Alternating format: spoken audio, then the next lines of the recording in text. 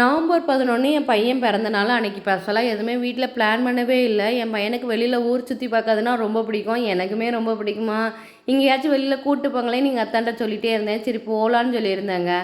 அன்னைக்கு காலையில் எழுந்ததுமே கடையில் கொஞ்சம் வேலை இருக்குன்னு 7 மணிக்கே கிளம்பி போயிட்டாங்க. மற்ற நாள்லாம் 12 மணி வரைக்கும் வீட்டில் தான் இருப்பாங்க. அன்றைக்கி காலையில் போனவங்க வேலை அதிகமாக இருக்குன்னு வேலையை பார்த்துட்டு வர்றதுக்கே 1 மணி ஆகிட்டு. நானும் ஒரு 2-3 டைம் கால் பண்ணி பார்த்தேன், வாரேன்ட்டு அவங்க வரவே இல்லை. இதுக்கு மேலே அவங்கள வெயிட் பண்ணிகிட்டு இருந்தால் வேஸ்ட் ஆயிரும்னு சொல்லிட்டு நானாட பேசாமல் படுத்து தூங்கியாச்சு. 1 மணி இருக்கும். வீட்டில் மொபைல் சவுண்டு கட்டிச்சா என்னடா சவுண்டு கேட்கேன்னு எட்டி பார்த்தா காலை சாப்பாடே அப்போ தான் சாப்பாடு வச்சு சாப்பிட்டுட்டு இருந்தாங்க. வெளியில் போகலான்னு சொன்னாலாம் கிளம்ப போயிட்டு வரலான்னு சொல்லிட்டு இருந்தாங்க. நான்லாம் வரல, இதுக்கு மேலே எங்கே போக, ஃபஸ்ட்டு கோயிலுக்கு தான் போகணுன்னு நினச்சேன். இன்னும் மத்தியானம் எந்த கோயில் இருக்கோம் போக வேண்டாம்னு சொல்லிட்டு இருந்தேன். சரி வா போகலாம், ஏன் இப்படி பண்ணுது அப்படின்னு சொல்லிட்டு இருந்தாங்க. சரி கிளம்பலாம், எதுக்கு கிடைக்க சான்ஸை மிஸ் பண்ணுறது வந்துட்டு உடனே கிளம்பியாச்சு. எங்கே போகலான்னு சொல்லி கேட்டுட்டு இருந்தாங்க. தென்காசி ஹைபர் சூப்பர் மார்க்கெட்டுக்கு கூப்பிட்டு போங்களேன்னு சொல்லிட்டு இருந்தேன். அங்கே எதுக்கு போகணும் வேண்டாம் அப்படின்னாங்க. அங்கே ஃபன்வேல் இருக்கும், நல்லா இருக்கும்னு சொல்லிட்டு இருந்தாங்க. நம்ம போவோமே, எங்கேயுமே போனதில்லை, அந்த மாதிரி எங்கேயுமே போனதில்லை, இப்போ கூப்பிட்டு போங்களேன்னு சொன்னேன். சரின்னு எங்கள் அத்தானும் கூப்பிட்டு போயிருந்தாங்க. ஃபஸ்ட்டு எங்கே இருக்குதுன்னு தெரியல, நாங்களே மேப் போட்டு தான் போயிருந்தோம். போனதுமே சூப்பர் மார்க்கெட்டை பார்க்கல, எப்பா எவ்வளோ பெரிய சூப்பர் மார்க்கெட்டு, எவ்வளோ திங்ஸ் இருந்துச்சு. நம்மலாம் விண்டோ ஷாப்பிங் தான், ஒன்றுமே வாங்கலை. லாஸ்ட்டாக ஐஸை பார்க்கல, சரி ஐஸ் மட்டும் வாங்குமேன்னு ஆளுக்கு ஒரு ஐஸை வாங்கிட்டு எங்கே இருக்குன்னு சொல்லிட்டு நாங்களாட்டில் கிளம்பிட்டோம். அது பார்த்தா உள்ளே இருந்திருக்கு. நாங்கள் வெளியில் வந்து ஸ்டெப்பெல்லாம் ஏறி வெளில போய் பார்த்தா அது ஃப்ளாட்டாக இருந்துச்சு. அதுக்கப்புறம் தான் உள்ளே இருக்குன்னு சொன்னாங்க. மறுபடியும் உள்ளே போய் லிஃப்ட்டில் ஏறி அங்கே போய் பார்த்தா ரொம்ப அழகாக இருந்துச்சு. லைஃப்பில் ஃபஸ்ட் டைம் இதெல்லாம் பார்க்க. முன்னால் நாங்கள் கேம்லாம் விளாண்டுருக்கோன்னா ஒண்டர்லாவா சென்னையில் குயின்ஸ்லேண்டு போனோம், சூப்பராக இருந்துச்சு. அது வந்து ஒரு பிளேஸில் இருந்துச்சு, இதில் ஒரு ரூமில் இருந்தது. ரொம்ப அழகாக கலர் லைட்லாம் வச்சு அழகாக இருந்தது. என் பையனை கூப்பிட்டு போனதுக்கு ஒருத்தன்னே சொல்லலாம். என் பையனே அவ்வளோ ஹாப்பியாக இருந்தான். எங்கே அவன் போயிட்டு பயந்துருவானோ நான்லாம் நினச்சேன். ஏன்னா என் பையன்லாம் அது இந்த மாதிரி விஷயத்துலலாம் ரொம்ப பயப்படுவான். எதுவும் புதுசாக பார்த்தாலே கொஞ்சம் பயப்படுற ஆள் தான். ஃபஸ்ட்டு போனதும் ஒரு கார்டு தராங்க, அதுக்கு 400 ஈஸி பண்ணணும். அந்த கார்டை வச்சு தான் எல்லா கேமும் ப்ளே பண்ண முடியும். ஒவ்வொரு கேமுக்கும் ஒவ்வொரு ரேட்டை போட்டிருக்காங்க. எவ்வளோ அமௌண்ட்டு போட்டிருக்காங்களோ அந்த கார்டை வச்சு விளாடையில் மைனஸ் பண்ணியிருந்தாங்க. 400 முடிஞ்சதும் மறுபடியும் இந்த கேம் விளாடணுன்னா மறுபடியும் ஈஸி தான் பண்ணணும். என் பையன் ஃபஸ்ட்டு ட்ரெயினில் ஏற்றி உட்கார வச்சுட்டு அதுக்கப்புறம் நான் பைக் ஓட்ட போகிறேன்னு நானும் பெரிய பைக் ரேசர் மாதிரி ஏறி உட்காந்துட்டேன்.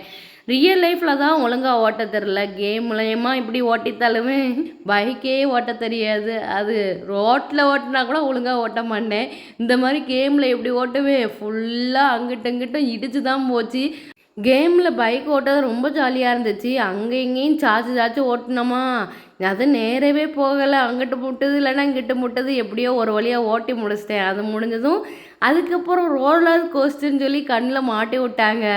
ரியலாக நம்ம ஃபீல் பண்ணுற மாதிரி வீடியோகிராஃபியில் அவ்வளோ அழகாக பண்ணியிருந்தாங்க. ஃபஸ்ட் டைம் எக்ஸ்பீரியன்ஸ் பண்ணேன், ரொம்ப அழகாக இருந்துச்சு. ஸ்டெடியாக நிற்க மாதிரி இருக்கு. ஆனால் அந்த கேமில் இங்கிட்டும் சாயல, நானும் சாயிடுறேன், எனக்கே தெரியல. அந்த வீடியோவில் பார்க்கல தான் நம்ம இப்படி தான் இருந்தமான் இருந்துச்சு. ஸ்டெடியாக நின்னுங்கன்னு சொல்லிகிட்டே இருந்தாங்க. நான்லாம் காலை ஸ்டெடியாக ஊனியிருக்கேன். கால் பார்க்கையில தெரியும், நல்லா ஸ்டெடியாக தான் ஊனியிருந்தேன். ஆனால் அந்த ரோலர் கோஸ்ட்டு இங்கிட்டும் சாயையில் நானும் அதுக்கு ஏற்ற மாதிரி சாஞ்சிக்கிட்டே இருந்திருக்கேன். அந்த வீடியோவில் ரியலாக இருக்க மாதிரி தான் ஃபீல் ஆச்சு. நான் வெளியில் நிற்க மாதிரியே எனக்கு தோணவே இல்லை. நல்ல எக்ஸ்பீரியன்ஸு. இதெல்லாம் ஃபஸ்ட் டைம் எக்ஸ்பீரியன்ஸ் பண்ணி பார்த்துருக்கேன், சூப்பராக இருந்துச்சு. எனக்கு மேரேஜ் ஆகி 1 இயருக்கு அப்புறம் தான் ஃபஸ்ட்டு ப்ரெக்னன்சியை கன்ஃபார்ம் பண்ணேன். மார்ச் 23 கரெக்டாக 2 மணிக்கு ஒரு கிட்டு பார்த்தேன். அந்த கிட்டில் 1 நிமிஷம் வரைக்குமே எதுவுமே காட்டவே இல்லை. அதுக்கப்புறம் 1 நிமிஷம் கழித்து பார்த்தா லைட்டாக லைன் வர ஆரம்பிச்சிது. அதுக்கப்புறம் கொஞ்சம் பிரைட்டாக தெரிஞ்சுது. அந்த நொடி என்ன மாதிரி யாராலையும் சந்தோஷமாக இருந்திருக்கவே முடியாது. அவ்வளோ சந்தோஷமாக இருந்தேன். யார்கிட்ட சொல்லன்னே தெரியல. ஃபஸ்ட்டு எங்கள் அக்காவை தான் ஃபோன் பண்ணி சொன்னேன், அக்கா நான் கிட்ட பார்த்தேங்க்கா 2 லைன் வந்துருச்சுக்கான்னு எங்கள் அக்கா கிட்ட சொன்னேன். எங்கள் அக்காவுமே ரொம்ப சந்தோஷப்பட்டா. அப்புறம் எங்கள் அத்தானை எழுப்பி சொன்னேன், என் ஃப்ரெண்டுக்கும் வாட்ஸ்அப்பில் மெசேஜ் போட்டு விட்டேன். காலையில் எழுந்ததுமே எங்கள் ஃபேமிலியில் எல்லாட்டையும் சொல்லியாச்சு. எல்லோரும் ரொம்ப சந்தோஷப்பட்டாங்க. இன்னும் 1 வாரம் வெயிட் பண்ணி ஹாஸ்பிட்டல் போய் பார்க்கலான்னு சொல்லிட்டு இருந்தாங்க. 1 இயர் ஆச்சா, என்னால் இருக்கே முடியலை. எப்படா போய் ஹாஸ்பிட்டல் போய் பார்ப்போன்னு நினச்சிட்டே இருந்தேன். அப்புறம் எங்கள் அத்தையும் போய் பார்த்துட்டு வாங்கன்னு சொல்லிட்டாங்களா. நானும் எங்கள் அத்தானும் தான் ஃபஸ்ட்டு போய் பார்க்க போனோம். போய் அங்கே கன்ஃபார்ம் பண்ணி புக்கு போட்டு தந்துட்டாங்க. அதை வாங்கினதும் எதையோ சாதித்த சந்தோஷம் அவ்வளோ சந்தோஷமாக இருந்துச்சு. அப்புறம் 50 நாள் கழித்து வர சொல்லியிருந்தாங்களா, 50 நாள் கழித்து போயிருந்தேன்.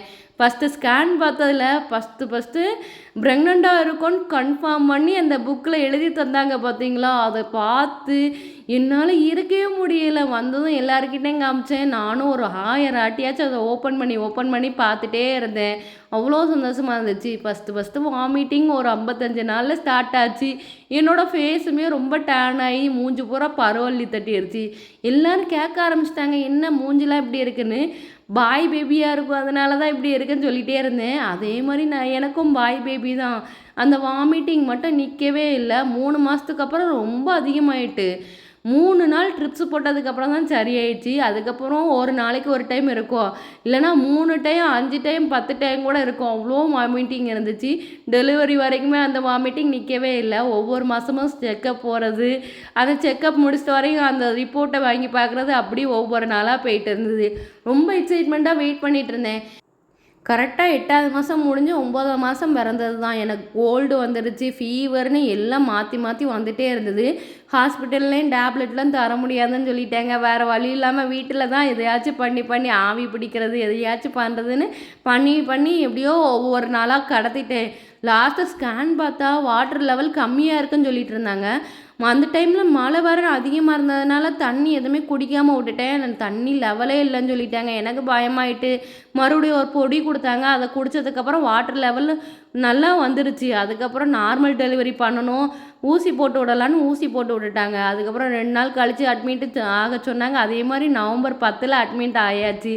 போய் ஃபஸ்ட்டு பெயினுக்கு ஊசிலாம் போட்டு விட்டாங்க. பெயின் லைட்டாக இருந்துச்சு. எல்லார்ட்டையும் சொன்னேன், யாருமே நம்பலை. லாஸ்ட்டு நவம்பர் 10 கரெக்டாக 12 மணிக்கு, நவம்பர் 11 12 மணி காலையில் பனிக்கூடம் உடஞ்சிது பாருங்க. எப்பா பெயின் விட்டு வர ஆரம்பிச்சிட்டு. டெலிவரி பெயின்னா இப்படி தான் இருக்குமான்னு எனக்கே தெரியாது. டெலிவரினா என்னன்னு கூட தெரியாமல் நானும் டெலிவரிக்கு அட்மிட் ஆகி ஒரு வழியாக நார்மல் டெலிவரிக்கு ட்ரை பண்ணிகிட்டு இருந்தாங்க. எனக்கு நம்பிக்கையே கிடையாது, சிசேரியன் என்ன பண்ணுவாங்கன்னு நினச்சிட்டே இருந்தேன். ஒரு வழியாக எப்படியோ நார்மல் டெலிவரிக்கு ட்ரை பண்ணி நார்மலாகவும் ஆக்கி விட்டுட்டாங்க. என் பையன் பிறந்ததும் அந்த வலியெல்லாம் பறந்து போச்சு. ட்ரிப்ஸ் வேறு போட்டுட்டு இருந்தாங்களா, எனக்கு குளிர் காய்ச்சல் மாதிரி வந்துடுச்சு. என் பையனை வந்து நார்மல் வார்டில் கொண்டு போய் வச்சுட்டாங்க.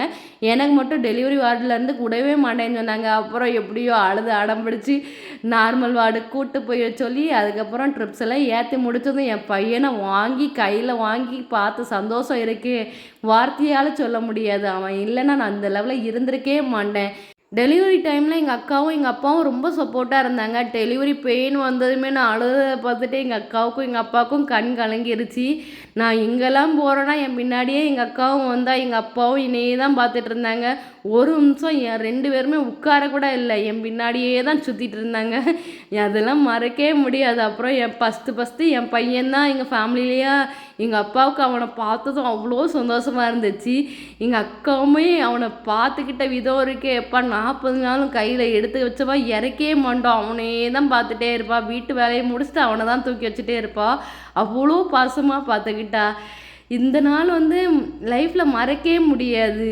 என் பையனுக்காண்டி தான் இந்த நாள் ஃபுல்லாக இருக்குன்னு நினச்சேன். ஃபஸ்ட்டு காலையிலேருந்து என்னடா இந்த நாள் இப்படி போச்சேன்னு இருந்தது. அதுக்கப்புறம் ஃபன் வேர்ல்டுக்கு போயிட்டு நல்லா ஃபன் பண்ணி நல்லா என்ஜாய் பண்ணிவிட்டு வர்ற வழியில் அப்படியே ஸ்நாக்ஸ்லாம் சாப்பிட்டுட்டு கேக் கட்டிங் மட்டும் சிம்பிளாக வச்சுக்கலான்னு ஃபஸ்ட்டு எங்கள் அப்பாவுக்கு வீட்டுக்கு ஒரு கேக் வாங்கிட்டு போனேன்.